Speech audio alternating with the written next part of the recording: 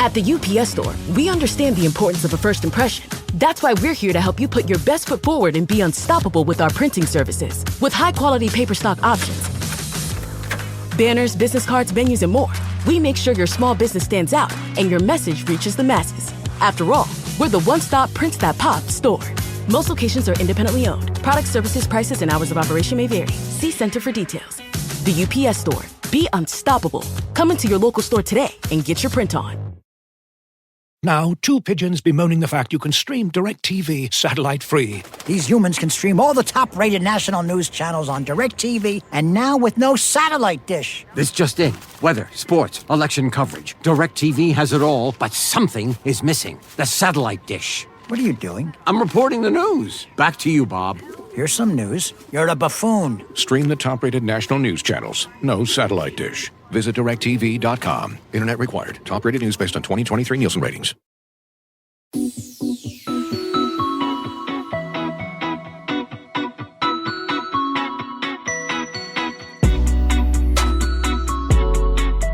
Welcome to Pod Save the World. I'm Tommy Vietor. I'm Ben Rhodes. September 3rd of an election year. It's crazy. It's a weird feeling. Post-Labor Day for an election year? Yeah. Doesn't feel like that, but I guess this has simultaneously been the longest election cycle ever and the shortest with Kamala. I know. So, yeah, that's true. I was talking to a British friend who's like, so what is the deal with this whole, like, you only pay attention after Labor Day thing? Is that like a... Yeah. Is that a real thing? No. Is that maybe how it used to be, you know? Yeah, is that how it is? It's kind of one of those, like, phony things because back in the day, like, that's when everybody paid attention. I don't know. Oh, I don't get it either. Well, there's a lot going on in the world this week, Ben. We are going to cover some very terrible news out of Gaza. There was a major election victory for the far right in Germany. The arrest of a top-ranking New York State official for allegedly secretly working as a foreign agent for China. Yeah, it's crazy. Didn't see that one coming this story morning. is nuts, yeah. Twitter is now banned in Brazil. We're going to talk about why people are concerned about a proposed reform to Mexico's judicial system, a frightening attack on an opposition leader and friend of the show named Bobby Wine in Uganda, and then just more terrible news for women in Afghanistan. And then, Ben, you just did our interview. Yeah, as if we didn't have enough... to lighten it up here. Yeah, to lighten it up. Jesus. I talked to Tom Perriello, who's the U.S. Special Envoy for Sudan, about his efforts to get more humanitarian aid in at some recent talks that the U.S. led in Geneva about the multiplicity of bad actors fighting the war in Sudan and supporting from externally, and about how we can help hopefully generate some more awareness and attention on what is the world's largest humanitarian crisis. The Economist had like a big cover story or multi-part special on Sudan this week that was really good and worth reading. And I was looking at one of the articles that had a graphic about the scale of the disaster. And it said, if more help doesn't arrive in Sudan soon, it may prove to be the worst famine anywhere in the world since China's Great Leap Forward in the 1950s and early 60s. Yeah, those are not the kind of comparisons you want to see in the 2020s. So you're reaching for some of the worst famines in recorded history to describe what's happening in Sudan right and now. as Tom points out in the interview, like completely man-made Totally famines, man-made. right? So this is Like not, conflict. this is just purely human beings doing things that are bringing about the potential starving to death of millions of people. Yeah. And so our first topic today is going to be Gaza because of what happened over the weekend. And there's just been a lot of activism around Gaza, understandably so. But I think you and Tom got into the fact that there just needs to be more churn and activity and conversation about what's happening in Sudan. Yeah, I mean, if you're purely rooting your interest in where are the highest stakes for the most numbers of people, Sudan, which doesn't get as much attention as Gaza and Ukraine, would easily, be at the top of that list. And so I think that there is some space to generate attention on this. Yeah, absolutely. Okay, so let's turn to Gaza, though, because over the weekend we had some really awful news. 6 Israeli hostages were found executed by Hamas in a Hamas tunnel under Rafah. According to the Israeli military and autopsies performed on the victims, these hostages had been killed just days before they were found. There was a Hamas spokesman quoted in the media later who said they had Hamas had instructed fighters guarding hostages to execute them if the Israeli military got close enough for a rescue operation. So it's assumed that's what's happened here. 5 of the hostages have been taken from the Nova Music Festival on October 7th, including a 23-year-old Israeli-American named Hirsch Goldberg Poland. The 6th hostage was kidnapped from a kibbutz near the border between Israel and Gaza. Listeners probably saw Hirsch's parents' incredibly powerful speech at the Democratic National Convention. If you have not watched it, I suggest you do now. Their son Hirsch was quite literally a hero. He was the kid who was hiding in a bomb shelter with some of his friends on October 7th. Hamas fighters started throwing grenades in there. He ran to the grenades, picked them up, started throwing them out. It blew off half of his arm, and these guys still took him captive anyway, and he survived this long. So just an unbelievably brave person. After this horrible news, though, of their execution became public, there have been mass demonstrations in Israel calling on the government to agree to a ceasefire and hostage release deal. Israel's largest trade union called for a general strike that was in place for part of Monday until a court ordered it called off. Israeli authorities believe there are more than 60 living hostages still alive in Gaza, including 4 American citizens.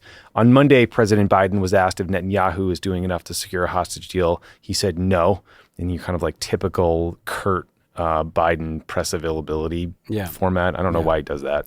Just really short answers to complicated questions. They think it's tough or something. I mean, we'll get into why it's not. Drives me crazy. Yep. Axios reported Biden is considering whether to present both sides with what's been described as a final deal. I'm not exactly sure what that means, but like kind of a take it or leave it best offer from the Americans. I don't know. The latest sticking point in the talks has been... I thought it was an Israeli proposal, though, Tommy. Yeah, well, I did too. The latest sticking point has been that Netanyahu has started, like late in the negotiations, demanding that the Israeli military can occupy the border region between Gaza and Egypt indefinitely.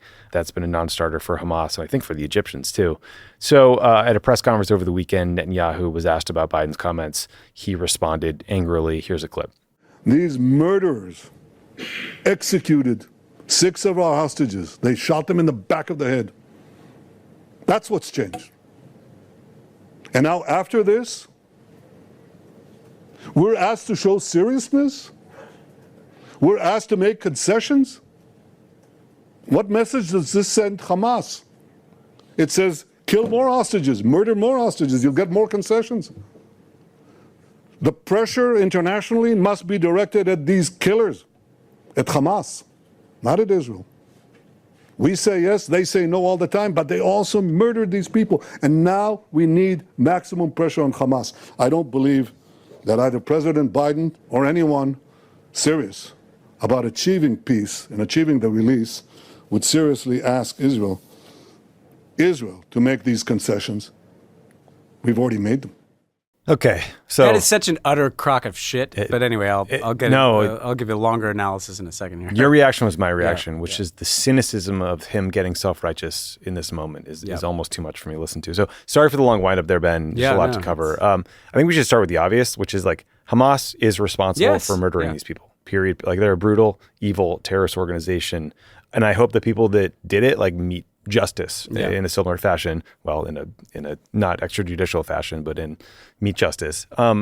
They're also holding, just a reminder, they're holding a 1-year-old baby and an 86-year-old grandfather, right? So there's just no justifying this, no anti-colonial argument about, the brutality of the occupation justifies doing that to civilians. No, and it's not even, in no world is it legitimate resistance to just, shoot civilians in the head. Massacre kids at a music festival.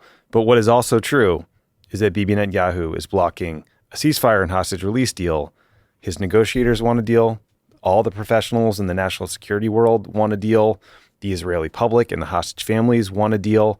It is Netanyahu that is blocking it. And even though Joe Biden said no when asked if Netanyahu is doing enough, he and his team are giving Netanyahu cover by constantly saying that Israel has agreed to this peace plan they put forward and that only Hamas is the holdup. And we just know that is not true. It's bullshit. And I mean, just to take the Netanyahu piece of this first, he has relentlessly undermined these ceasefire talks. And again, that doesn't absolve Hamas of any of the responsibility for any of the things they're doing. But the reality is that we know from months and months and months of reporting what the actual deal is on the table that could get done and could get those hostages released.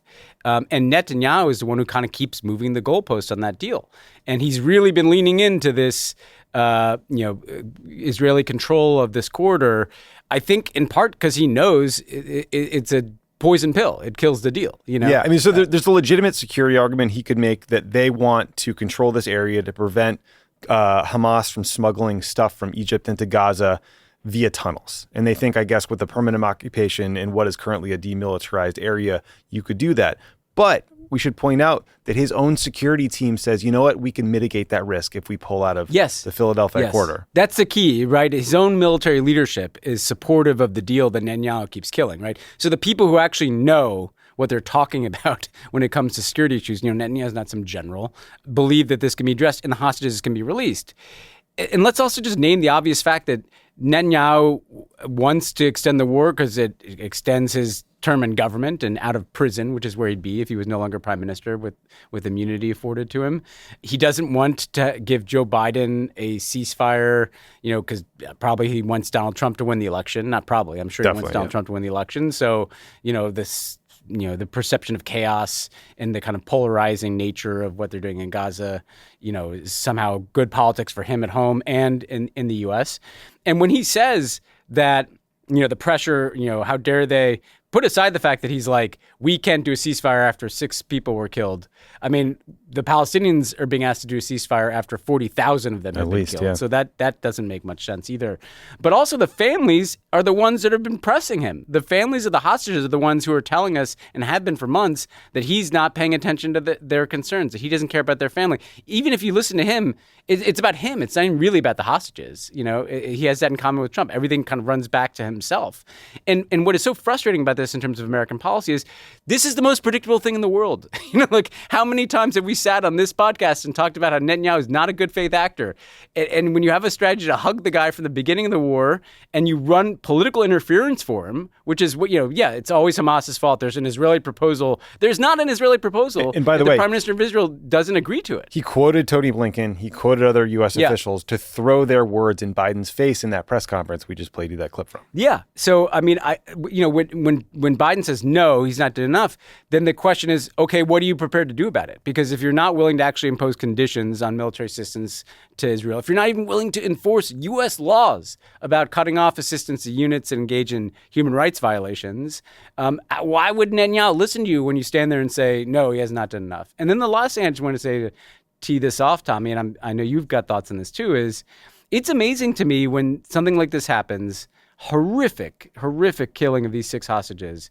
And the U.S., the discourse is obviously about the tragedy, but then it's a kind of about, how hard hitting we can be in our rhetoric on Hamas and very soft pedaled, references to Netanyahu having political problems. In Israel, they have no such restraint. In Israel, there are hundreds of thousands of people protesting, saying it's Netanyahu's fault that these hostages are dead. A discourse that is unimaginable in American politics and media on this issue. I always get whiplash about that, I do too. The U.S. press coverage of this whole issue has got to get better. Like, the Israeli people and the press blame Netanyahu. They're very clear-eyed about it. They're like, the blood is on his hands. But if you look at comments from American officials or the press corps, it's like a different planet. Like, that, you pick up Politico Playbook over the weekend, which we used to make fun of a lot here. I actually think it's really good these days, and I don't mean to pick on them, but the coverage on Monday drove me crazy.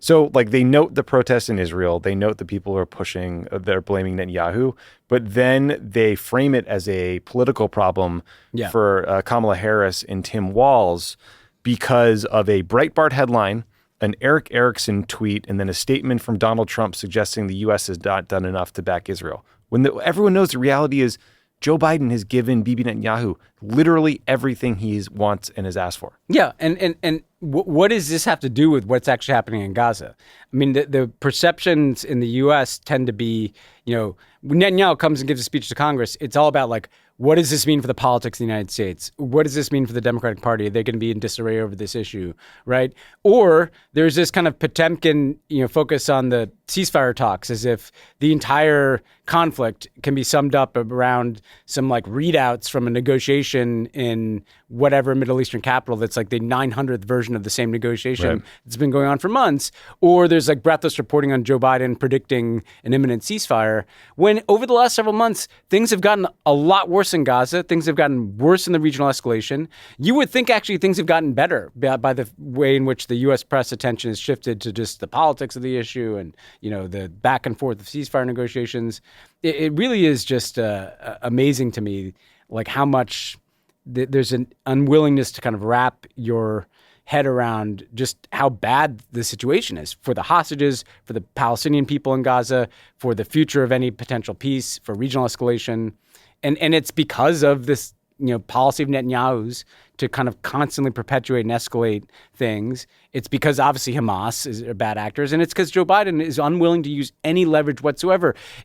Back in the spring, we at least had conversations about whether he'd cut off one weapons shipment. You don't even hear about that anymore. It's almost a year since the October 7th attacks. The U.S. policy has not changed at all. Yeah. At all. There was a conversation about one shipment of 2,000-pound bombs several months ago. Otherwise, it's unchanged. There are the ceasefire talks, which are constant. And I don't doubt that the people working on those talks are working very hard. Of course they are. And I don't doubt that they desperately want a deal. I'm sure they do. Yeah. And I bet they're absolutely fucking furious that they have no leverage, right? Because the British government, they just decided. David Lammy went out and gave a speech over the weekend a couple of days ago talking about how they did a review of whether British military assistance was being used in violation of international or domestic law. They just suspended about 30 arms export licenses to Israel on those grounds. So shout out to David Lammy and the Labour Party for getting that done. But we should all know, though, this is an important but entirely symbolic step because the UK says its exports constitute only 0.02% of Israel's arms. The vast majority come from the US and Germany. About 70% come from the US. So if we took a courageous step like this, it would have an enormous impact. And even just enforcing current law. Well, that's the thing. What Labor did was just within their framework. They said, we're going to do a review based on our own laws, So if the US just took a starting point, and we've talked about this as a potential option for Kamala Harris to take, as just a starting point, if we just said, we're actually, instead of doing these kind of fake reviews and where we find the result we want, which is we're just going to keep giving Israel everything they want, we're just going to enforce the law and actually methodically investigate whether these weapons are going to potential human rights violations. That alone would be a tremendous piece of leverage, just enforcing existing U.S. law. Bernie Sanders has a bill to suspend this $20 billion arms sale that they're trying to rush through. Obviously, that kind of thing should be on the table, too. So there really are options here. This is what's so frustrating. I'm not suggesting that those options would magically fix everything, but not even trying to exert leverage is what I don't understand. Because the one thing, why not at least, given how bad things are, try something different? Yeah, and I have some friends who listen to the show and will text me and be like, you and Ben sound like some crazy lefty radicals on this issue. I'm like, no, listen to what people in Israel are saying. Yeah. Here's an example. We spoke to a man named Nadav Tamir about this weekend's protests. He's the executive director of J Street in Israel. J Street, by the way, was criticized for not being hard enough on Netanyahu and not calling for a ceasefire soon enough in this country. Here's a clip of what he said and saw on the streets. For me personally, I had connections to two of the families. So it became very, close at home. But I think the entire country got to know them. And it was so obvious that they could have been alive. And it was right after there were leaks from the war cabinet where it was clear that the defense establishment think completely different than the prime minister. And the only reason why the prime minister is not going for a deal is because of his political survival. I think the combination of all those things made it very unique.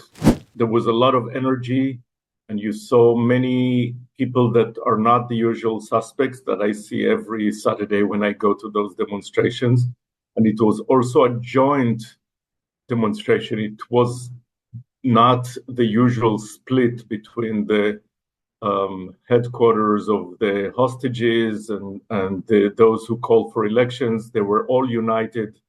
And it was the same message that Netanyahu is actually killing the hostages because he's avoiding a deal.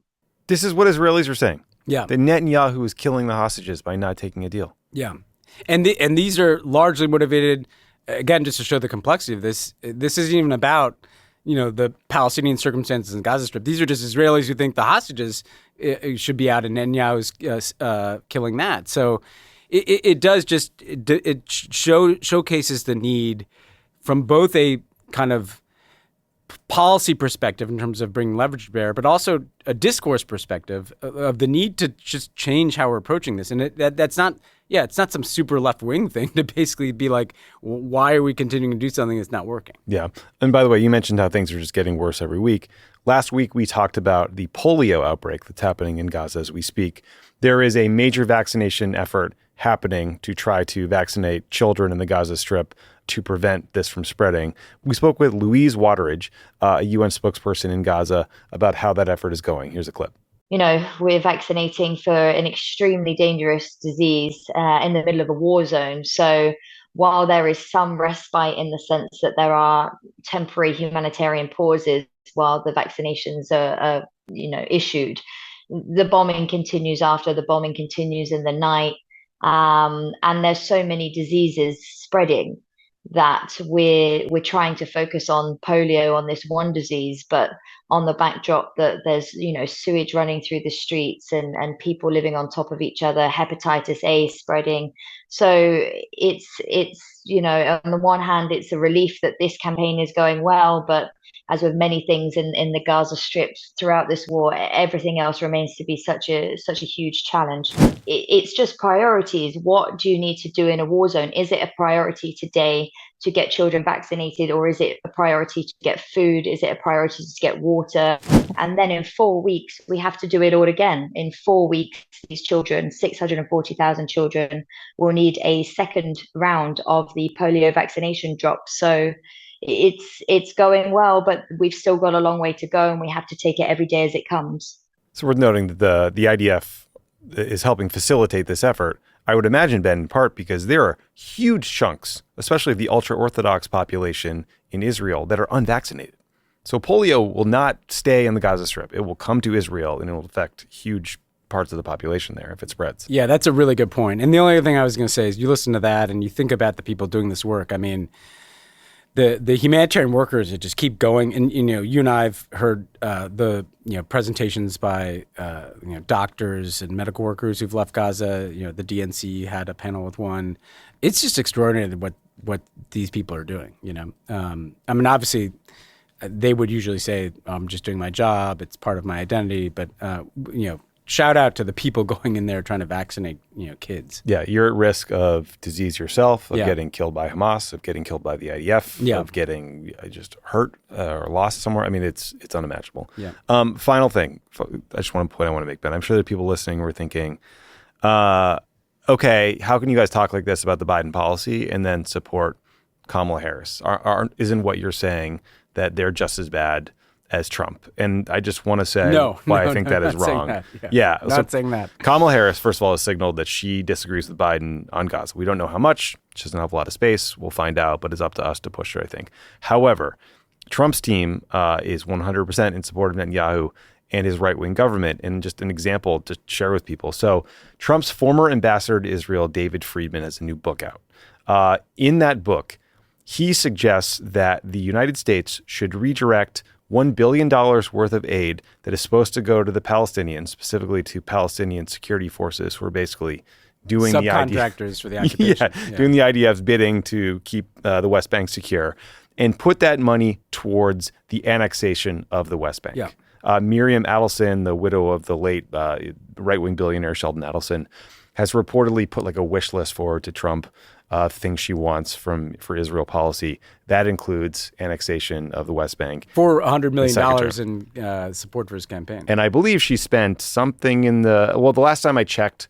the number was like $55 million in the super PAC. Yeah. So we don't know that Trump has accepted and agreed to that wish list, but I got to guess. Well, the other thing, because there's been so much going on, you pointed to is the West Bank, right? And this is, I think, where the differences are most profound in the sense that the Israelis just launched this major military operation in the West Bank that that kind of barely registered too. But it's of a piece of the fact that the real end goal for Netanyahu is not Gaza. It's the annexation of the West Bank. That's what the right wing Israeli government is focused on, and Trump would just totally give a green light to that. Can you really see Trump going to the mat, over the West Bank? God, no. And so there's a real difference between existing U.S. policy and what Trump would do. And I think we have to take seriously, like, who's the president matters a lot in kind of the judgment calls you make. And Kamala Harris has been a part of this administration, has been a part of that Gaza policy, but I think clearly would approach the issue with a different perspective than Joe Biden, who was kind of very personally invested in this hug Bibi strategy. Like he thought, he knew how to deal with Bibi, he knew how to deal with the Israelis.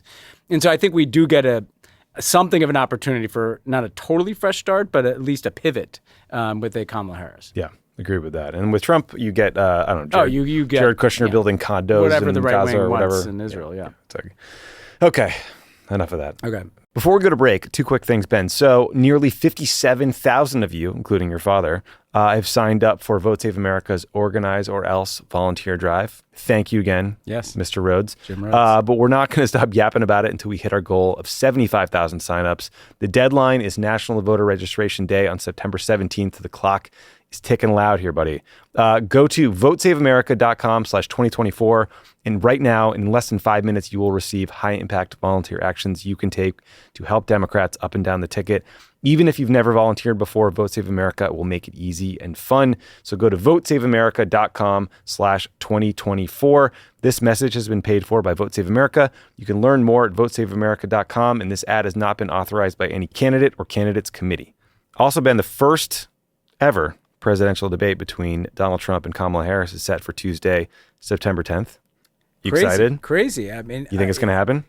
Yeah, I'm a little nervous. But, a little nervous. I am too. I mean, the last one was catastrophic for one person. I guess it's going to be better than that one. Knock on wood, pal. We will find out, though, if it's good, it's bad. It could be a masterclass, and Kamala just wiping the table with him. We'll see. If you're scared to watch alone, like Ben and I are, you can watch with us and the Friends of the Pod community to react, comment, meme it out in real time in our subscriber-only Discord chat. Subscribe now to join at crooked.com/friends.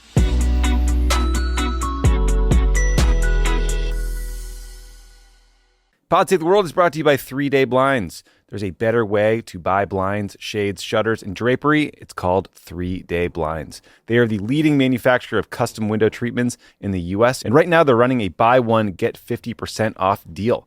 3 Day Blinds has local, professionally trained design consultants who have an average of 10 plus years of experience. They provide expert guidance on the right blinds for you in the comfort of your home. Just set up an appointment and you'll get a free, no obligation quote the same day. 3 Day Blinds handles all the heavy lifting so you can sit back, relax, and leave it to the pros. Here's the thing about blinds. When you travel, you realize how important they are. If you are in a room or hotel room that says it has blackout curtains or, the great blinds to keep out the light in the morning and it doesn't, you are screwed. That's why we love 3 Day Blinds. They will make sure your room is as dark as a cave. To the bottom of a well. Mm-hmm. Other places where one might hang for 3 days. So it'll be very dark like that. Right now, you can get 3 Day Blinds, buy one, get one 50% off deal on custom blinds, shades, shutters, and drapery. For a free, no charge, no obligation consultation, just head to 3dayblinds.com/world.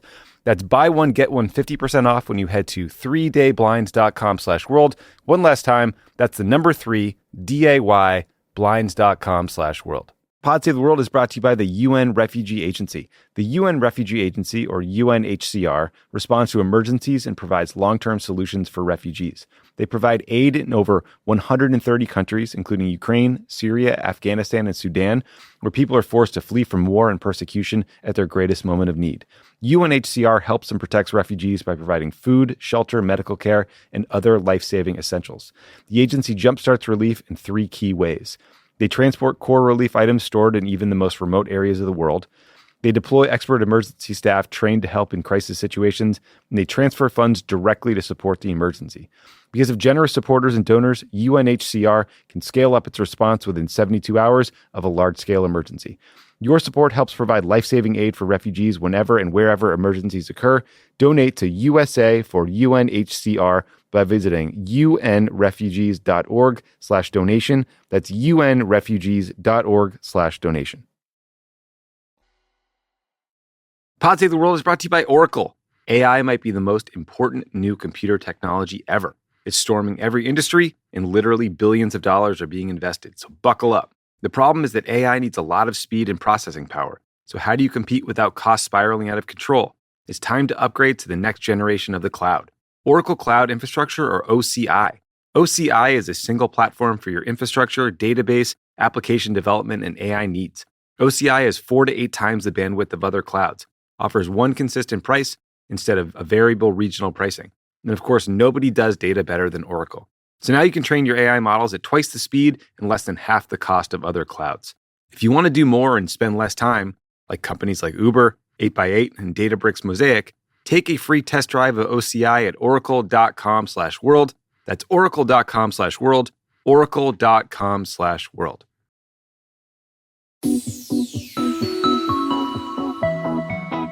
All right, this is going to be one of those bad news constantly episodes, though, Ben. Yeah. So interesting, though. Interesting stuff. Yeah. Our next story is out of Germany, where the ultra-right-wing AfD party did extremely well in state parliamentary elections this past weekend. Ben's got his head in his hands. The AfD won the most votes in the state of Thuringia, where they got nearly 1/3 of the vote. This is the first time a far-right party has won the most votes in a state election since the Nazi era. The AfD also did well in neighboring Saxony, where they got second place, losing to the conservative CDU party by a little bit more than a percentage point. So it was like 1.2%. A few pieces of context. So this is a regional election, not a countrywide election. So about 7% of the German population was eligible to vote. So it's not reflective of the entire country. Also, the other major political parties in Germany have so far ruled out forming a coalition with the AfD. So at the moment, it seems unlikely that they'll end up in a government, that there will be an AfD-led government in any of these states. But the AfD in Eastern Germany is especially extreme. They're like they're far right of the far right. So much so that German intelligence has labeled them a threat to democracy itself. And the leader of the AfD party in Thuringia has been fined twice for using Nazi-era slogans. So these are like real deal fascists. According to various German political analysts, AfD candidates have successfully gained support by attacking immigration and German support for the war in Ukraine. And then, interestingly, there was a populist left-wing party called the BSW that took third in both elections, despite being, I think, formed less than a year ago. They have similar anti-immigrant views, similar anti-war views, but are just coming from essentially like a communist perspective. But they've also ruled out working with the AfD. So there's going to be another regional election in Eastern Germany in a few weeks in Brandenburg, which is currently controlled by the Social Democratic Party. So we'll see if like the people running the entire country, how they do against the AfD. So all of this is a prelude to a national election in about a year. So Ben, I think long story short, we probably don't have to explain to listeners why an ultra right-wing, some say neo-Nazi party in Germany coming to power would be bad.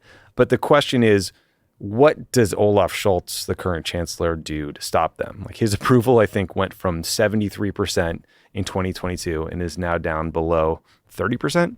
So things are not good. He's in big trouble. He's leading this three-party coalition that is incredibly strained at the moment. And there is this constant debate about whether someone like Scholz should try to accommodate and co-opt parties like the AfD or fight them. Like, what's the best way to manage fascism? I think we have a lot of takes on this podcast, Tommy, and I wouldn't expect anyone to agree with all those takes at all. But the one take I'm most confident of is that it's never a good thing when Nazis start winning elections in Germany. I think that's right. We've put that on a quote card. Bad thing. Like, let's just kind of put that in a box. Bad news. Like, agree to keep that Pandora's box closed. I mean, I think, look, part of what's alarming is that this is happening not just because of like something, triggering it right now. There are like structural issues in German politics, hostility to migration, kind of backlash to globalization like we've seen here, some identity issues, exacerbated by the cost of living, frustration with German support for Ukraine in the East, And so these aren't issues that are going away. And that's what's kind of alarming is that the AfD is getting like steadily more traction. There's a lot of antibodies in German society to kind of reject this, and I'm confident that the majorities will band together and try to keep these people out of government, even where they won pluralities and not let them win a national election. But I think the problem is also that the AfD is kind of scrambling all of German politics, right? They're peeling off people from the right, so the Christian Democrats, the center-right party, they're kind of radicalizing some of those people and winning some of those votes.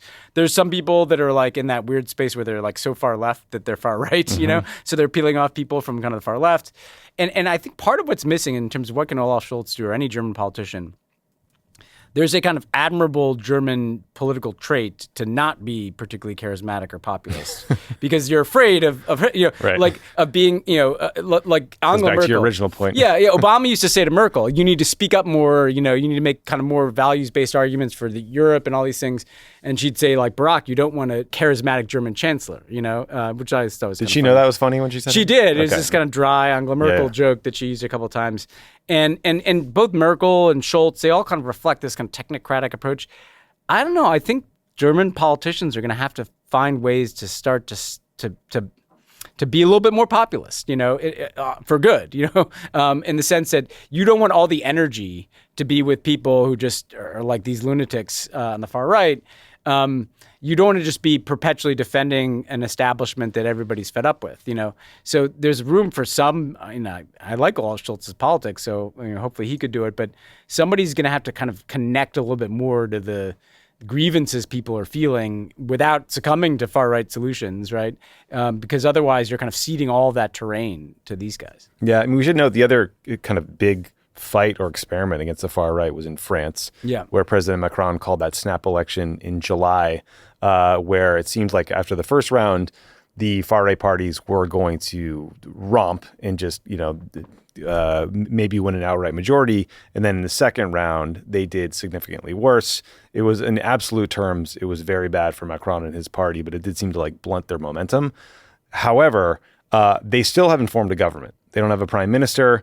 They're like, it was seen as this impressive jujitsu move to deal with Marine Le Pen, but now Macron refuses to name a candidate from the far left coalition because he hates them too. So it's led to this political impasse. And so I think you're seeing a similar dynamic in Germany where the AfD won an outright, not a majority, but they won the most votes in one of these provinces, but no one is going to form a coalition with them, so they'll still be out of government. So they'll still get to play this grievance card and act like, the will of the people is not being heard because this neo-Nazi party is not in government and they have no responsibility for anything still.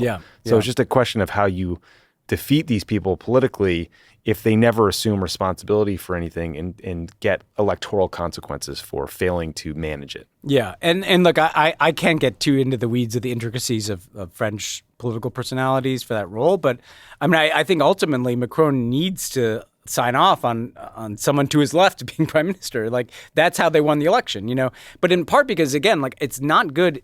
By the way, it wasn't good when Kamala Harris is doing better here, and not to wade too much into American political analysis, by literally running as a bit of a change candidate, even though she's vice president.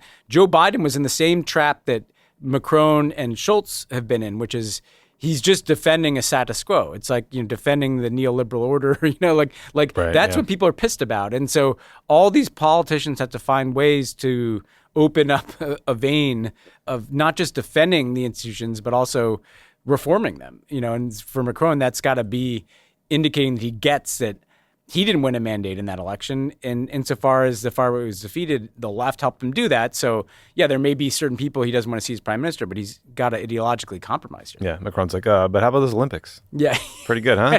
Yeah. Whoever was in charge of the Olympics maybe should be prime minister, because that was pretty fucking great Olympics. Yeah, it was great. Although I heard a story today where I guess the mayor of Paris wants to keep the Olympic rings on the Eiffel Tower in perpetuity. I'm not sure. That's like having like your high school football trophies on the shelf. It's time to move on. Okay, next story, Ben.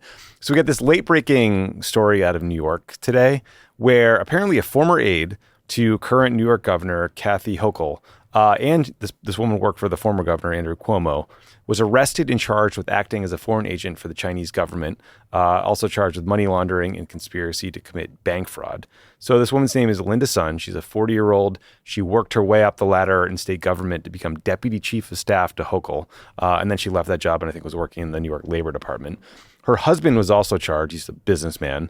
The Linda Sun allegedly worked to block meetings between Taiwanese officials and New York state leaders. She worked to remove references to Taiwan or the Uyghurs in various state communications, and then did some other favors for, sort of the Chinese government.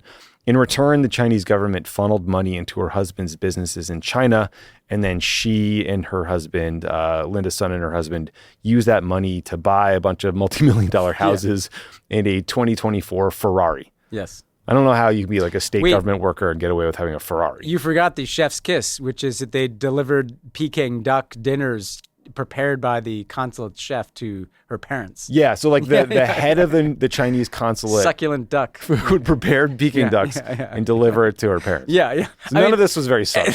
Well, I have a lot of thoughts on this. I mean, first of all, it's amazing to me that the Chinese were paying, like these people had millions of dollars.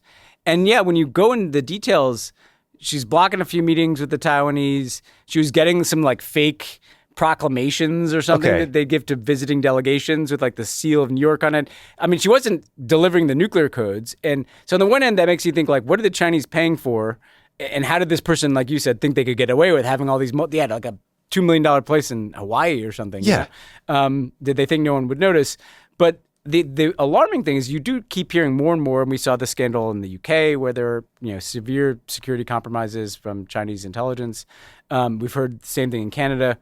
If they're spending this much money on like a relatively obscure, albeit senior state official, it does kind of make you wonder, like how far the tentacles are running of their intelligence operations. This was my exact reaction. I was like, on the one hand, this is kind of a shocking example of the Chinese government penetrating like a New York state government office at the highest level. Shows how much they care that they're paying attention to like state government. Yeah, like deputy chief of staff, the New York governor, like that's a big deal. That's someone with a lot of power. Yeah.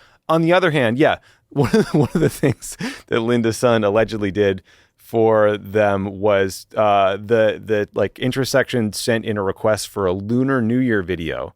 And Linda Sun worked to make sure it didn't mention the Uyghurs. Yeah. You couldn't just edit that out if it did. It just shows how like this kind of thin-skinned approach is so like they're in state governments, they're probably in local governments. I mean, the thing you also worry about the intelligence penetration that might exist if they have this kind of far-reaching effort. But you also hope that there's not some backlash against Asian Americans in political life suddenly being suspected. There's got to be a way to approach this that is more deliberate than that too. Yeah. Also worth reading. The Washington Post did this deep dive into pro-Chinese Communist Party demonstrators that were sent into the streets of San Francisco, apparently directed by the Chinese consulate in LA around the APEC summit, whenever that was, 2 years ago, last year. So they were so Xi Jinping was in San Francisco for this summit. They knew they were going to be anti-CCP protesters. So they sent basically a bunch of thugs to the area to beat the shit out of them. And there's videos of it. Yeah, Erdogan did the same thing. Remember that? Yeah. Beat the crap out of our people. And Trump was like, cool. Yeah. I mean, this is, there's a level of aggression in this kind of thuggery and kind of meticulous attention to detail, right? Like, the Lunar New Year statement. Who gives a shit, Yeah, it's a desire to censor everything at all times. It shows how their mindset of total control at home kind of spills over into how they look at the world. Yeah, well said. The CCP. Speaking of total control, if you are a Twitter addict like Ben and I are, you should not go to Brazil because as of Saturday, the service is no longer available there. Here's why. Back in April, I think we talked about this at the time, Ben, a judge named Alexandra de Moraes, forgive me, Portuguese speakers, if I'm getting that wrong, Moraes, I think is how you say it, demanded that Twitter shut down dozens of accounts in Brazil for spreading disinformation and pushing narratives to overturn the 2022 election. That was the election where Lula da Silva defeated Jair Bolsonaro, who then encouraged his followers to storm the Capitol. Sounds familiar. Musk refused the request to shut down these accounts, and then he ordered Twitter's offices in Brazil closed so that none of his staff could be arrested for refusing to comply with this judicial order. So Judge Moraes ordered Twitter to name a legal representative in Brazil. Twitter refused, and that led to the suspension on Saturday.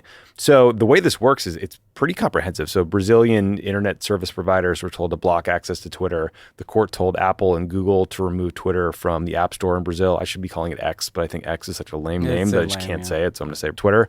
And then if you try to access Twitter with a VPN, you can be fined nearly $9,000. So it's pretty comprehensive and intense. According to the BBC, Brazil even froze the bank accounts of another Elon Musk company, Starlink, the satellite company in Brazil, to try to, get more leverage. So again, this is a big deal in Brazil. The Associated Press said 40 million Brazilians use Twitter at least once a month, about a fifth of the country. Previously, there's a long history of Brazil being pretty hard-ass against social media companies. They suspended WhatsApp service in Brazil a couple times in 2015 and 2016 after the company refused to comply with law enforcement requests for user data. This same judge got into a huge fight with Telegram. We talked about them last week. Actually, we'll have a quick update on that. Pavel Bure. Pavel Durov, the CEO, who was arrested in France. And I think charged with some pretty intense charges about the failure to deal with child sexual material being spread on the platform. So that story is not going anywhere. Elon tweeted that he's going to have Starlink provide free internet service to Brazilians until all of this is sorted out. So anyway, everyone's got too much power here. Yeah. I don't know, Ben. I'm still like torn. Look, my American First Amendment, kind of spirit comes out here when I hear about an unelected judge deciding that you can block an entire social media service in a country. It does feel a little authoritarian. On the other hand, so does Elon. Yeah. So I don't know. How are you feeling about this? I mean, it does feel like the response from Elon Musk, right, of basically telling these people to completely fuck off is, quite literally sometimes. I mean, it's not a constructive response. So this is one where his kind of pugilist, blundering American CEO kind of ethos, kind of escalates the issue. I think my main takeaway are first of all, even if you do ban X there, I think history shows and kind of people migrate to other platforms, right? So you're not going to end disinformation with an action like this. But it does start to show, I think the other bigger point is that I think we may be entering a period where there is a normalization of much more aggressive government action against social media platforms. We've already seen the U.S. pass a law banning TikTok. We'll see if that goes into force. We've seen the French kind of making this pretty aggressive move against Telegram. We see Brazil banning X. I kind of feel like we're heading into a chapter in this experimentation of social media breaking our brains and political cultures where you're going to see kind of these ad hoc, what you'd like to see is governments getting together and being like, how do we regulate this? How do we kind of slow the poison of algorithms that, turbocharge anger and fear and stuff? In the place of that, I think what we're going to get are these like pretty, knee-jerk movements to ban this platform or that platform in this country or that country. And it'll be interesting to see how that kind of shakes out, Yeah, I mean, Elon's also in fights with regulators in the UK, with the European Union. I mean, it's weird. You read these stories and he's often described as a free speech absolutist. And then a couple months later, he winds up at a meeting with Xi Jinping in China to try to hawk more Teslas. So I don't know. No, I'm not sure I totally buy that. There may be the Venn diagram, as Kamala Harris would say, may have an overlapping circle of his self-interest and his ad hoc commitment to free speech. Yeah, I think that's right. Speaking of reform, so Mexico's outgoing president, Andrés Manuel López Obrador, AMLO, as he's known, has a month left in office. And so naturally, he's trying to jam through a major overhaul of the judicial system through Mexico's Congress, where his party has a supermajority in the lower house and is just one seat shy of that in the Senate. So AMLO wants a number of constitutional reforms, including the direct election of more than 7,000 judges in Mexico and a reduction of the number of Supreme Court justices and their term lengths. AMLO claims that this is a way to root out corruption, but judges and judicial employees and human rights activists in the country's opposition all see it as a threat to having an independent judiciary. There have been some big demonstrations both for and against this move by AMLO, including strike by judicial workers. Anti-reform protesters actually forced the legislators to move the debate to a sports arena because they formed a human chain around the lower house building. That's an impressive protest. We caught up with our buddy Dan Restrepo, the founding partner of Dinamica Americas, who spoke about the complicated nature of popular debate around these reforms, given the popularity of AMLO and his lefty authoritarianism. Here's a clip from that conversation. You have to admit, and the reason he's able to do this is López Obrador's political movement is very popular. He, over the course of the last 6 years, has delivered for the Mexican population. They just delivered electorally for his successor, Claudia Sheinbaum, who will take office on October 1st, where she won the most votes any freely elected president has won in the history of Mexico. So at some level, there's a lot of popular support for this, but there's also a significant concern in the population and outside the country, and quite frankly, in the folks who are going to have to interact with the judiciary, are raising concerns about what does it mean to have a directly elected judicial entity, particularly at a time when López Obrador is trying to undermine the ability of the electoral authority to carry out elections. So Dan mentioned to us also in that conversation that there's only a few places in the world with directly elected judges, some parts of the U.S. At the state level, and then in Bolivia, where they recently put in place direct elections, and I think now a lot of people regret it. There's a lot of politicization of judges that's leading to problems. A number of members of Congress have been critical of this plan by AMLO. The U.S. ambassador to Mexico, Ken Salazar, said that he believes, quote, a popular direct election of judges is a major risk to the functioning of Mexico's democracy. That resulted in AMLO halting diplomatic relations with the U.S. embassy. So, Ben, Mexico just elected a new president, Claudia Sheinbaum, as Dan mentioned. She is a protege of AMLO. The question I think a lot of political observers have had is they don't know a lot about what she really thinks. Is she going to have autonomy and really be in charge, or is AMLO going to continue to try to pull the strings from off stage? I wonder if you think this kind of 11th hour power grab suggests that will be the case, or is this him trying to get done all the things he wants to get done before he's gone? I mean, it certainly feels like a guy who's like, okay, here's a pretty contentious reform that's on my list, and I'd rather, I'm wildly popular. I'm on the way out. I'm going to try to ram this thing through on the way out the door, so she doesn't have to. Kind of takes one thing off her plate. In terms of the agenda that he wants to implement. I do think it's problematic as much as it sounds good, right? Elect judges. We've seen in Israel, we've seen in this country, in the United States, when you kind of start messing with the character of the judiciary, it's very destabilizing. He's got broad popular support, but when it's the judiciary, you're talking about institutions that are going to shape people's lives 10 years from now, 20 years from now. It's not just like win an election, do certain policies.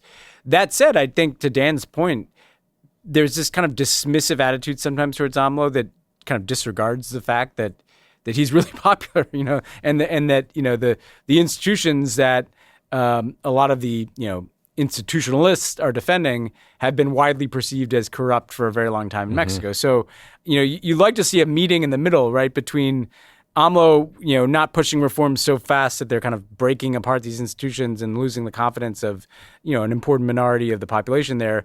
But you'd also like to see people meet AMLO in the middle, and Sheinbaum ultimately wins her.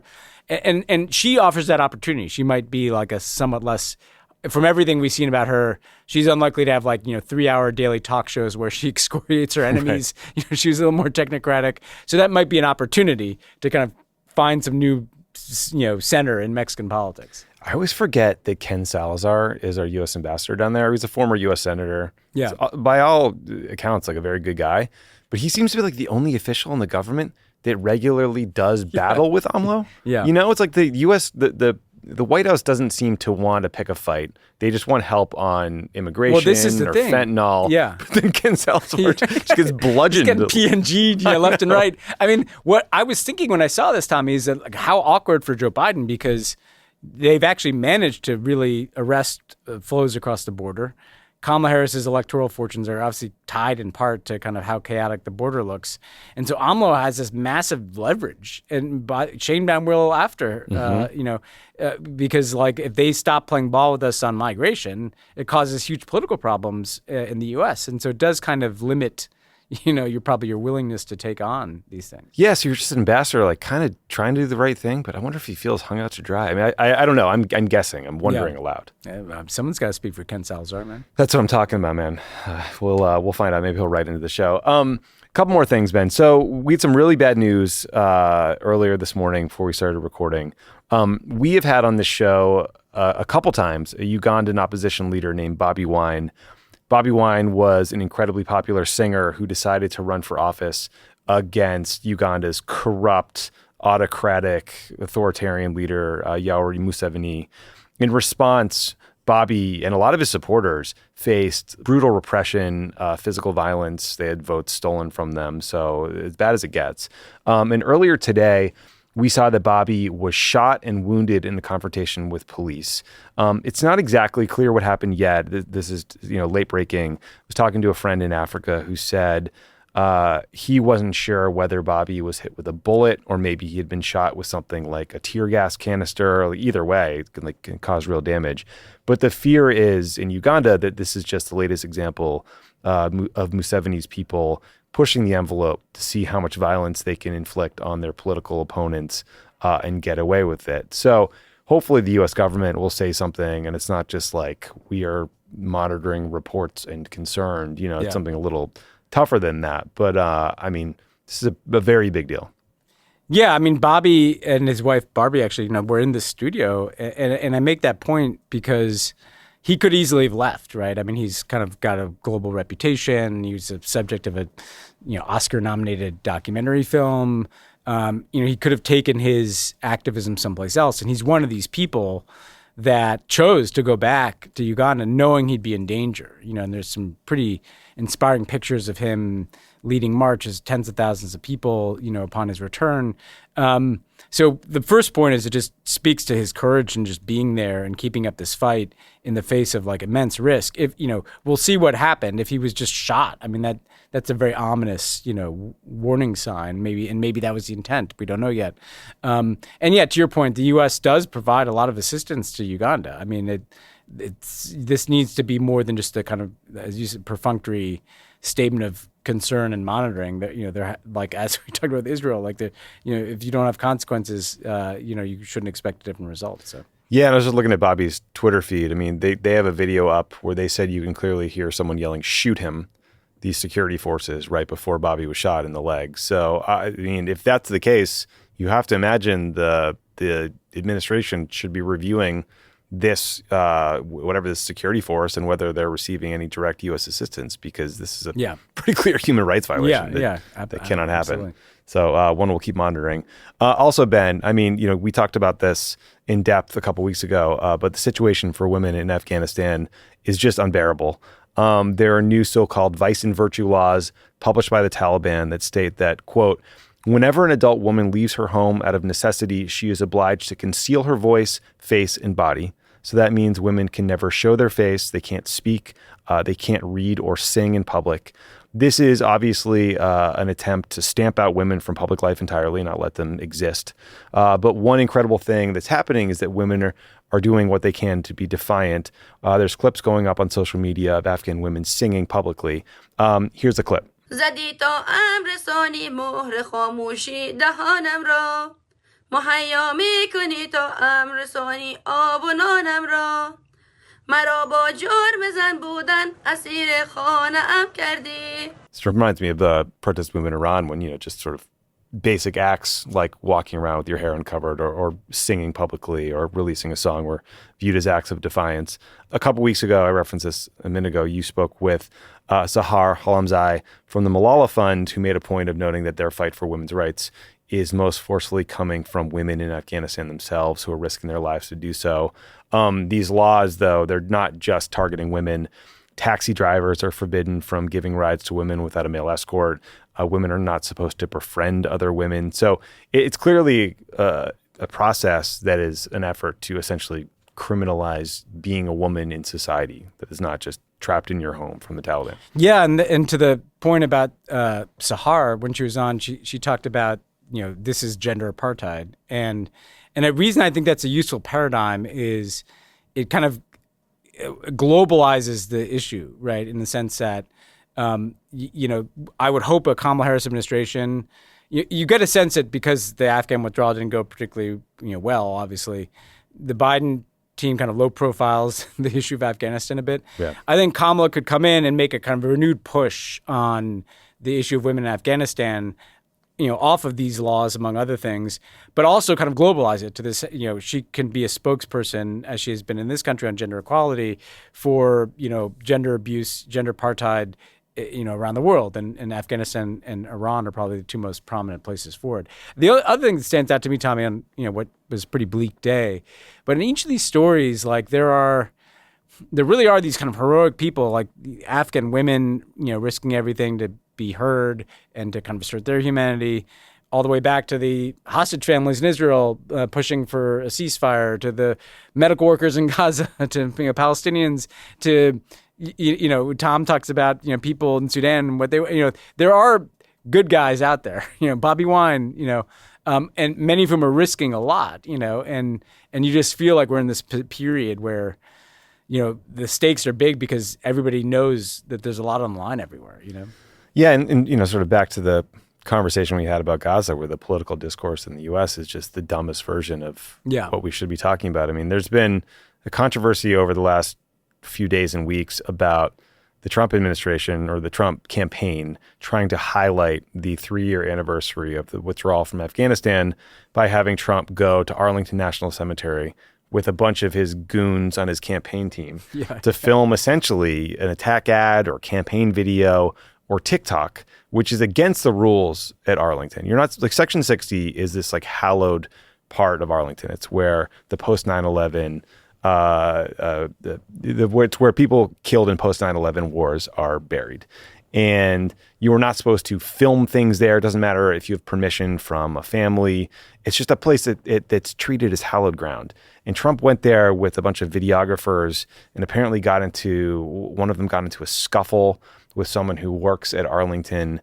And they posted all these videos of him there anyway, including a photo of Trump, like giving a thumbs up at the graveside. Yeah, like he was meeting the head of some like local Rotary Club in the Oval Office, Yeah, I mean, he's with some of the families, a family of someone who was killed at the Abbey Gate attack during the withdrawal from Afghanistan. And so clearly those family members wanted Trump there. They appreciated whatever he's saying about, their son or daughter. And so I respect that. But again, you're not supposed to create like political videos at Arlington, period. And yet, I don't know. It's like you would think this would be a campaign ending thing to do something this hackish, but Trump is just able to get away with it.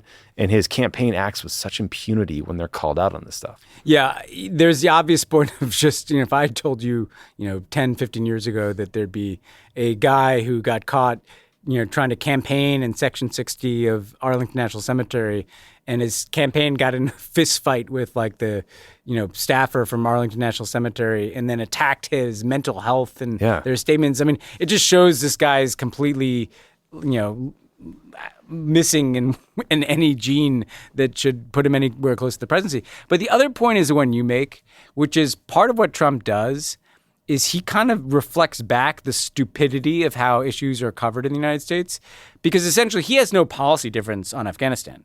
He negotiated the withdrawal that led to the kind of chaotic end of things. It's not like he would have had some different, formula for protecting troops at the Abbey Gate. He just knows that that was a bad political week for Joe Biden, and that the right wing has probably spent, millions of hours attacking Joe Biden for the chaotic withdrawal from Afghanistan. And so he's not even like speaking to people's brains. He's just kind of speaking to a media narrative. Like if I go out and talk about, the withdrawal of Afghanistan, that's like in the funhouse mirror of American politics. Like that's, and by the way, he desperately still wants to be running against Joe Biden. Oh, absolutely. Because I don't think anybody thinks like Kamala Harris was responsible for the withdrawal. So it's just, it's pointless, as well as being offensive for him to be doing this. Yeah, he tries to film a campaign ad at Arlington. His staff gets into a physical altercation with someone who works there, who wants them just to obey the rules. Then Trump tweets out or truths out, quote, "It was a made-up story by Comrade Kamala and her misinformation squad." That nonsense somehow leads these articles about what happens. So fucking dumb. What are we doing here? What are we doing? And to your point, like by all accounts, everything I've read, it's very clear that Joe Biden was the one who wanted to end the war in Afghanistan for what I think are good and honorable reasons. It doesn't mean the rollout and the withdrawal went perfectly, but the idea that like they can lay this at Harris's feet, I think is nuts. It just shows you that they are living inside their own media ecosystem. That's right. I mean, because I just don't think this is even like, let's say they pulled off their campaign stop at Arlington. I don't think this is some giant winning issue where people are going to go into the voting booths thinking about the Abbey Gate, right? But because they live inside of the cartoon version of this they've created, they think it gets a lot more traction than it actually does. Yeah, that's exactly right. Finally, Ben, last issue before we get to your interview. We have all heard people criticize so-called hashtag activism on the show. But I saw a tweet today that I think took it to a whole new level. It was from a guy named Mark Dubowitz. Oh, yeah. I'm so glad we're talking about this. He is the head of an organization called the Foundation for Defense of Democracies. This is the tweet. Quote, "Please send me your actionable ideas on how to topple the regime in Iran. This is a major priority for me and at FDD. I promise that as many of the good ones as possible will be put into action," end quote. So, admittedly, Ben, I've never toppled a regime from my home. Not on Twitter. Yeah. But presumably it involves killing a lot of people, no? I mean, the thing, like this guy Dubowitz was like the worst version of a hackish Iran deal opponent, but also just, Should we set the table on FDD? Yeah, let's give us your description of FDD. So FDD is called the Foundation for the Defense of Democracies, and it's mainly been the hub for a certain kind of DC punditry / activism that does the bidding of the Gulf states, some of whom fund the Foundation for the Defense of Democracies, irony not intended, and the Israeli government. Similarly, not exactly the most small D-democratic crowd in the world. And they've kind of just driven like the most hardline anti-Iran agenda possible, like sanction after sanction. And again, another theme of this day's show, Tommy, which I regret to some extent, is media criticism. Because I'm not one of these people that thinks that somehow magically like the mainstream liberal media, quote unquote, can, erase Trump from our politics by having sterner headlines. But the thing about Dubowitz is he's credibly quoted in like almost every article that you could ever read about Iran as like an analyst. And look, that's literally like, he's always, this guy is an advocate, an activist for regime change, like he's sitting there like just outing himself saying like, I'm just sitting here, all I do all day is think about how to like overthrow this government. That's not some dispassionate analyst of nuclear and sanctions related issues, right? That's a guy with like a lot of skin in the fucking game. And he's, foreign funded in some cases. Yeah. The FDD gets money from the biggest bold name Republican donors, Sheldon Adelson, Paul Singer, the Home Depot founder, Bernie Marcus. Home Depot guy's really nuts. Yeah, he's really out there. Yeah. I think he gave $10 million. Don't tell Tim Waltz. So these are like people that hate Obama, people that want to topple Iran, and people that have the kind of like right-wing policy vision for Israel. And love Bibi and MBS. Love Bibi, love MBS. And they create this organization that's just like pure AstroTurf that holds these, meetings or whatever. But yeah, it gets quoted in the New York Times all the time. All the time. It's just like an Iran analyst. Yeah. It's I'm with you. And why would anybody know that? Anybody reading it would be like, oh, this person's sitting in a think tank, and they're like, but like they never identify like, what the agenda is. Yeah, I find a lot of media criticism on social media like very tiresome and just like wasted energy. Like if you're yelling about a New York Times headline all the time, or like, why hasn't the Ed board called on Trump to resign every single day? Like, what are we doing here? But there are ways that the media gets manipulated, and part of it is organizations like this creating events and materials and op-eds and putting out people to shape the narrative. It's an information campaign. Yeah, it's an information campaign. And so it should be presented as such. Anyway, so you have any good ideas for how to topple the regime? The thing that is actually helping prop up the regime is the perpetuation of all these like FDD type organizations, right? Because it gives the regime the enemy they need. So maybe we could take down the regime if we just got rid of all this AstroTurf. Okay. And the focus was actually on the nature of the Iranian government to its own people, instead of like, fighting back against the Mark Dubowitzes of the world. Well, there you go, Mark. Free idea for you. Okay, we're going to take a quick break, and we come back. You are going to hear Ben's interview with Tom Perriello about the situation in Sudan, so stick around for that.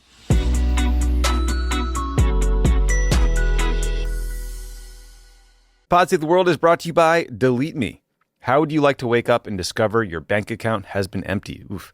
You don't realize how much of your information is available to scammers on the internet and how susceptible you and your family are to identity theft and fraud, but now you can get your data removed with Delete Me.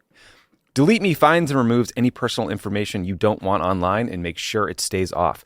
Delete Me is a subscription service that removes your personal info from the largest people search databases on the web, and in the process helps prevent potential ID theft, doxing, and phishing scams. Sign up and provide Delete Me with exactly what information you want deleted, and their experts take it from there.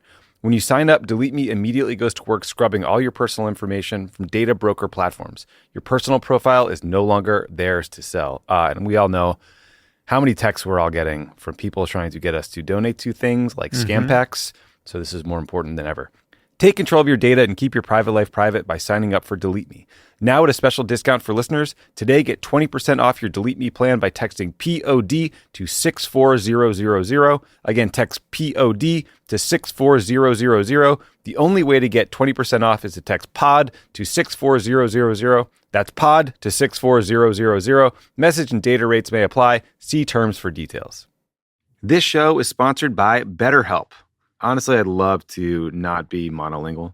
My wife's younger sister is getting married to a guy from France who I think speaks every language that exists and is just this, suave, debonair, handsome gentleman floating through the world, communicating for everyone. And, I'd like to be like that. Kids are always learning and growing, but as adults, sometimes we lose that curiosity. What's something you'd like to learn? Gardening, a new language, or maybe how to finally beat your best friend at bowling. Therapy can help you reconnect with your sense of wonder because your back-to-school era can come at any age.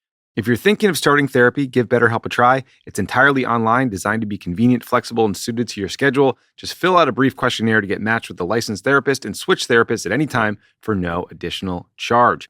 Rediscover your curiosity with BetterHelp. Visit betterhelp.com/crookedworld.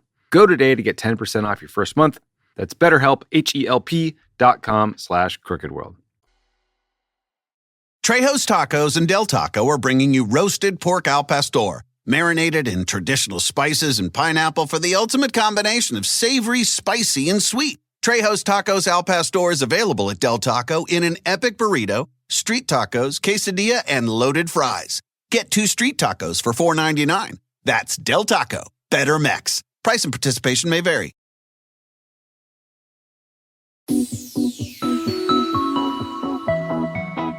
Okay, so we've talked several times about the awful civil war in Sudan here on the podcast since the violence broke out between two warring factions in April of 2023. More than 8 million people have been displaced. Many tens of thousands have been killed. And according to the UN, the world's largest hunger crisis has unfolded. Today, we're really pleased to be joined by the U.S. Special Envoy to Sudan, Tom Perriello, who's working hard to try to address this multifaceted catastrophe. Tom, thanks so much for being with us. Thank you so much for covering this, Ben. So just to begin with, you recently wrapped up a round of U.S.-mediated talks in Geneva. I know you were focused on trying to open up some additional routes for humanitarian aid. Can you talk a little bit about what happened in Geneva and what's coming out of that? Yeah, I mean, we have a crisis that's just hard to wrap your head around when you're talking about, 20 million people who've had to flee their homes and are facing acute hunger. You have 1 million facing starvation. I was on a call Sunday with some of the regional Sudanese coordinators of these local food kitchens. And in the process of the 90-minute call, 3 of the volunteers were killed in shellings just during that period. It's a matter of just horrendous life and death and terror every day, particularly for women who are facing both starvation and rape as a weapon of war. And this is 16th, 17th month of the conflict. We had a difficult time getting talks started because one of the sides, the army, did not want to attend. And frankly, one of our co-hosts didn't seem to want to host. And so President Biden and Secretary Blinken gave us the green light to try something a bit creative. And we ended up with what was a combination of in-person proximity and hybrid or virtual talks. So we basically had a group in Switzerland that included some of the best humanitarian aid and ceasefire experts in the world, some key countries from the region, the UN, the African Union, and we would get together in the morning and hear, okay, where are the roads getting stuck? Where are we not getting food through? Okay, to break through that, what do we need? We need this from the RSF. We need this from the army. We need this from the Chadian government. And then we would go out and basically work phones and work with the two warring sides, but also the neighboring countries and try to get things done. And we got 2 routes open. We've had over 7 million pounds delivered. We're stopped by rains the last 2 days. We're getting a 3rd route open, and that's, trying to get close to all 20 million people having food access that didn't, at the beginning of last month. So this is such a multifaceted problem. And as you mentioned, you've got the Sudanese armed forces fighting against the RSF, this kind of warlord-led militia group. Then you've got the neighboring states who are dealing with both incoming flows of people, but also their potential platforms to get aid in. Then you have all these external countries that are providing support to one side or the other. Before we get into a couple of the specifics of that, in your job, who are you engaging? Because you're trying to improve the humanitarian situation. Ultimately, you'd like, I'm sure, to pursue a political settlement. But with all of those actors, just in your role as envoy, who do you find yourself interacting with? So we try to make sure I'm talking to about 1,000 Sudanese per week through virtual communication. There's still telecom to much of the country, as well as refugee population that's spread around places I go a lot: Addis, Cairo, Kampala, Entebbe, and Nairobi. And so you have the Sudanese population that's very spread, in addition to significant diaspora communities here in the U.S. and Europe. Then in terms of the key regional actors, it's again, all the neighboring countries are affected, whether by accepting refugees, in many cases overlapping ethnic communities. That's, Chad and Egypt and South Sudan. I've been to South Sudan, but engaged there, Eritrea, Ethiopia, et cetera. In fact, my nieces have been memorizing all the countries that border Sudan. But then there are key players in the region, which is really in Egypt, Saudi Arabia, United Arab Emirates axis that's very central. The African Union has been playing a key role in the political dialogue, as well as supporting the talks that we were on. So it's really a lot in the region. And then back here, it's an issue that still has strong bipartisan support on the Hill. Both Republicans and Democrats on the House and the Senate have long had a deep engagement with the Sudanese people. So it's getting back, meeting with the White House, meeting with the Hill folks. I'm up to New York tomorrow. So basically a lot of time on airplane tarmacs. And when it comes just to the aid piece of it, before we get into the politics, is the impediment that these groups are using, literal starvation as a weapon of war, so therefore the two warring sides are actually just denying entry to assistance? Or how much of it is a logistical challenge of just getting food to people who are in such need? Why is it? What is the biggest problem set to just feeding people who are on the brink of famine here? Yeah. So it's a man-made famine, and the answer of what got us to the famine conditions is different than what's keeping us in the famine conditions. So what got us there was primarily the rapid support forces burning all the harvests, burning through the warehouses of food, stealing the warehouses, robbing the convoys, making it a very difficult area in which for humanitarian aid to deliver. Then once the RSF had taken a surprisingly large amount of territory, the army basically, as a form of weak muscle flexing, said, well, we're going to do this note verbal. We're basically going to say nothing can come across the Adre border into some of the most famine-stricken areas, even though they have no actual de facto control over that border. They're hundreds of miles from it. So, and they said, they were concerned about weapons coming across, which would be a legitimate concern, except for the fact that their note verbal doesn't stop a single bad actor from coming across the border. The only thing it stops is UN trucks. And unfortunately, it's like kryptonite for UN trucks. It's a 1,300 kilometer border. I used to sneak across it a bunch when I was doing documentation of Darfur abuses many years ago. It's a very porous border. And so this was clearly a decision by the SAF and the government to say, we want to starve these people that are in RSF territory in order to, fill in the blank, to create that weakness, that pressure, to sort of suggest some sense of sovereignty over the country. And the only people who paid the price for it were the most weak and vulnerable. So for the last 5 or 6 months, really, that has been just a paralysis to the UN system because of the way that it tends to operate in countries. So that was a big part of the negotiations in Geneva, was getting this showdown first with President Burhan's permission to cross, and then the rearguard action from the Islamists and hardliners in his own government. And so if there was any question that they were actively trying to starve people, it was clear when they tried to undermine the president's decision to open this western border, that was the intent. So it's just been that. Now you have the rainy season, and so there are days where trucks can't cross through because of the rains. That was one of the reasons we wanted this breakthrough before the rainy season. So there are natural limitations that will last several more weeks, but it's been almost entirely man-made in terms of the crisis itself and the famine. And when you look at the politics, there's not a lot of good guys in this picture at all. But the RSF in particular, has been engaged in reported atrocities, and as you mentioned, kind of contributed to this kind of man-made hunger crisis. The UAE's coming in for kind of particular focus as a supporter in terms of potential arms and resources to the RSF. And there's been a lot of calls to try to utilize some greater leverage on the UAE or try to at least cut off that role that they're playing. How do you approach that? Is there a way to leverage external parties that are contributing and arming the factions fighting in Sudan as a pathway to a political solution?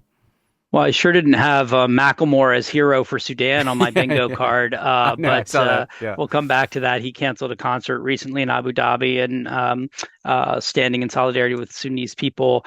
We have seen, unfortunately, a number of external countries playing a very negative role in fueling this conflict, whether that's UAE, Iran, Russia, and others. And we see, unfortunately, more of those actors coming in at this point. As you mentioned, the Rapid Support Forces really has its roots in the Janjaweed militias that were infamous in the 03, 04, 05 period in conducting the genocide against the various African tribes of Western Darfur, the Fur, the Masalit, the Zagawa. And it's both true that this is they are the inheritors of that, but they're also more than that. They became a multi-billion-dollar gold corporate enterprise and an active mercenary group to other actors. So they came into this war much more funded and battle hardened, I think, than the army had realized, which is part of why you've seen several rounds of military victories by this militia group against the established army. But it's all power. It's just about power. The people rose up in 2019, this incredibly inspiring revolution to throw off decades of the Bashir regime and all of that repression to have their democratic future. World was inspired, and there was a temporary, power sharing with the military, and the military, for all of its complaining about the RSF, it was the military that brought the RSF in to sort of legal status, and it was the military that joined forces with them for a coup, essentially, against the civilian transition, and then they couldn't agree on the power between the two of them. There's an ethnic overlay of them being two separate Arab ethnic groups. The one that runs the military traditionally looks down on the other and doesn't let them in the country club. And then both of them have traditionally been very repressive of the African tribes around the peripheries. So there are all these different elements of the war that you can come in on it. But at its essence, it's a question of whether which of these groups wants to have total power over the country, and the clearness that the people don't want that. They want a democratic and inclusive future. And they're looking for the U.S. to be an ally on that. And President Biden has stepped up and tried to do what we can. So, and just in terms of, reaching some, political solution, no matter how distant that may appear on the horizon, is that, kind of power sharing negotiation among these, warring factions, the Sudanese Armed Forces and the RSF? Is it some kind of external framework that is imposed on Sudan? What do you see as the most likely pathway, even if it may still be a long shot, towards a political resolution? In some ways, the nice thing here is that the simplest solution is also the right solution, which is to just restore the civilian transition. People want a unity civilian government. There's almost total consensus on that among the Sudanese people, north, south, east, and west. They want that to be essentially a caretaker government until elections. That is really the only way through the standoff militarily right now as well. I think that the challenge is that oppressive groups don't tend to give up power voluntarily. And so there's this question of what gets back to that, particularly since the established military has gotten pretty crushed militarily into a smaller number of states. Nobody wants to see the RSF win and take political power. Now they're claiming that they will hand power over to a civilian unity government the second they win. But outside of the last seat of Gladiator, you don't see that happen very often. So I think we're not going to bank on that solution.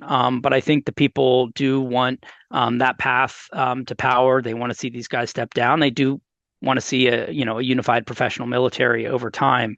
But unfortunately, right now, we see more fracturing in ways that are continuing to increase suffering at a just unspeakable level. And one other thing I wanted to cover with you, Tom, is look, this is such an important issue from a humanitarian perspective, arguably the biggest humanitarian crisis in the world. It's at a really kind of pivotal piece of geography for the global economy, for the flows of people. It has potential to further destabilize politics in Europe because of the politics of refugees there. And yet, you mentioned Darfur. In my memory, there was a massive Save Darfur movement that kind of entered popular consciousness. You and I have crossed paths a lot over the years. You were in Congress, you were at the Center for American Progress, you were helping to lead the Open Societies Foundations. So you've done movement building in politics as well as policy. Why do you think there hasn't been the same kind of public awareness of this issue as we saw, say, with Darfur? And what would you say to people who are listening who want to do something? They want to get involved, or they want to donate, or they want to, have their voices heard. I mean, how do we generate more public awareness and mobilization around this? I'll tell you, it's a great question, Ben. I've never been a part of a crisis of this scale that gets so little attention. And particularly when you contrast it to when I was in Darfur 20 years ago. And again, it was every campus, every celebrity, people were engaged, and they should have been engaged. It was a horrific genocide happening and unfolding in front of our very eyes. And here we have a similar crisis. We've already had ethnic cleansing. We've had crimes against humanity. There are some who've reached the conclusion of genocide, and yet it is just almost total silence from the world community. And sure, the racism of coverage of Africa or lack of coverage of Africa comes to mind, but we've had trouble even getting the African press to cover this. It doesn't seem to fit a neat narrative of good versus evil. I think, if I may say, for me, compared to my nieces and nephews, our generation had a lot of interest in atrocity prevention, never again kind of mentality. And now I think the anti-imperialist, if the U.S. isn't the bad guy, it's a little less interesting. So there's some element of that.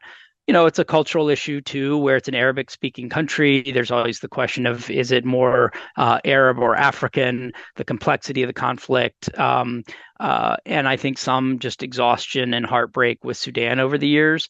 And then I think it comes to some of the solutions, which is people say, okay, what can we be for?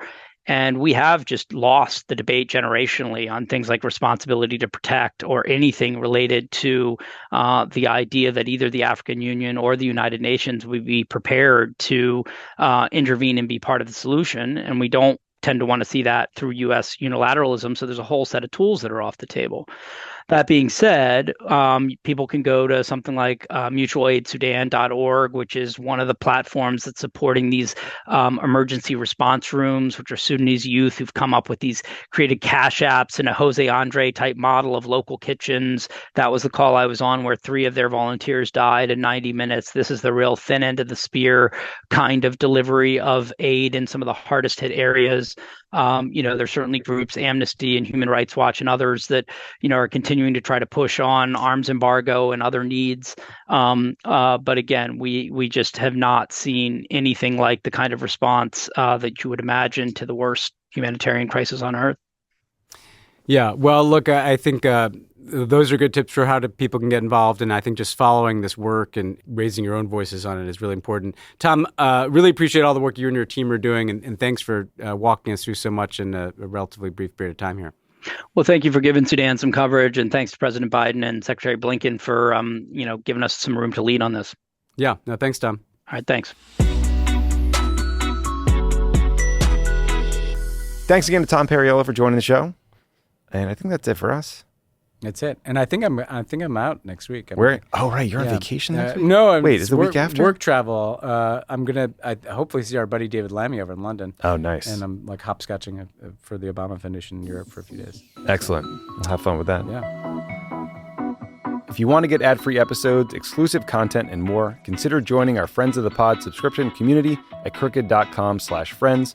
Don't forget to follow us at Crooked Media on Instagram, TikTok, and Twitter for more original content, host takeovers, and other community events. Plus, find Pod Save the World on YouTube for access to full episodes, bonus content, and more. If you're as opinionated as we are, consider dropping a review. Pod Save the World is a Crooked Media production. Our producer is Alona Minkowski. Our associate producer is Michael Goldsmith. Our executive producers are me, Tommy Vietor, and Ben Rhodes. The show is mixed and edited by Andrew Chadwick and engineered by Vasilis Fotopoulos. Audio support by Kyle Seglin and Charlotte Landis. Madeline Herringer is our head of news and programming. Matt DeGroat is our head of production. Andy Taft is our executive assistant. Thanks to our digital team, Phoebe Bradford, William Jones, Hiro Palaviv, and Molly Lobel, who upload our episodes and videos to youtube.com/podsavetheworld.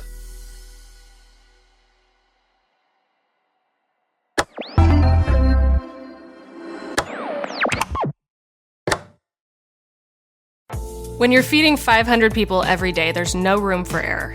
That's why I love Made in Cookware. As a chef and a restaurant owner, I'm as meticulous about my cookware as I am about my ingredients. Each pan they make isn't just designed to perform, it's crafted to last. As a mom, I love that I can trust Made In. It's made from the world's finest materials, so I can feel good about what I'm feeding my family. I'm Chef Brooke Williamson, and I use Made in Cookware. Shop chef quality pots and pans at madeincookware.com.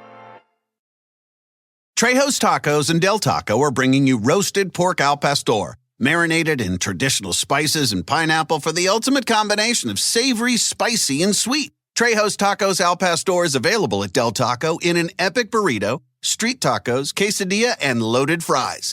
Get 2 street tacos for $4.99. That's Del Taco. Better Mex. Price and participation may vary.